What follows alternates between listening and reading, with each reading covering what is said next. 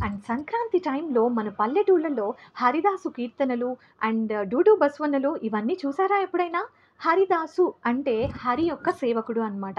అంటే హరినామస్మరణ, ఆ విష్ణువుని పూజించేవాడు అని చెప్పి. సో, ఆయన మా ఇంటి ఇంటికి తిరుగుతూ కీర్తనలు పాడుతూ విష్ణువు గురించి, వెంకటేశ్వర స్వామి గురించి కీర్తనలు, పాటలు పాడుతూ మనలందరినీ అలరిస్తూ ఉంటారు కదా!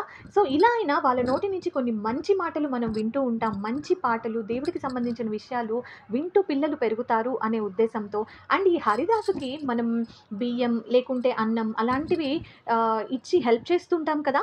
సో, ఇవన్నీ చూస్తూ పెరిగే పిల్లలకి ఎలాంటి మంచి ఆలోచనలు వస్తాయి అంటే, మన చుట్టూ ఉండే వాళ్ళకి కూడా మనం హెల్ప్ చేయాలి. మనకున్న స్తోమతలో ఎప్పుడూ అందరికీ హెల్ప్ చేస్తూ ఉండాలి అనే ఒక మంచి ఉద్దేశంతో ఈ హరిదాసు కీర్తనలు అనేటువంటి ఆచారం వచ్చిందనుకుంటాను. అండ్ ఈ హరిదాసు అంటే గుర్తొచ్చేదేంటంటే, నేనైతే చిన్నప్పుడు బిందాస్‌గా ఎక్కడ ఆడుకుంటున్నా ఇంట్లో కానీ, బయట కానీ ఎక్కడ ఉన్నా హరిదాసు కీర్తన వినపడగానే పరిగెత్తుకుంటూ వచ్చి బియ్యం ఇచ్చేసేదాన్ననమాట.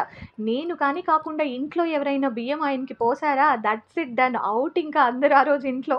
డూడు బసవన్నలు అంటే ఎవరైనా పశువులని ఇంటింటికి తిప్పుతూ, సన్నాయి మోగిస్తూ అండ్ ఏమైనా పాటలు పాడుతూ తిరుగుతూ ఉంటారు కదా! సో, ఒకప్పుడు మన రైతన్నల నేస్తాలు ఈ పశువులే కదండీ! మనకి అగ్రికల్చర్‌కి చాలా ఉపయోగపడి మనం ఒక ముద్ద తింటున్నాము అంటే ఈ పశువుల హెల్ప్ వల్లే కదా! సో, వాటికి థాంక్స్ చెప్తూ వాటికి కూడా మనకు తోచినంత సాయం అంటే అది వస్తు రూపేణా అయినా, బట్టలైనా, డబ్బులైనా, ఫుడ్ అయినా ఏదైనా ఇచ్చి మనకున్న దాంట్లో వాటికి కూడా హెల్ప్ చేయాలి అనే ఒక ఇండికేషన్‌తో ఇలాంటి ఆచారం వచ్చిందనమాట.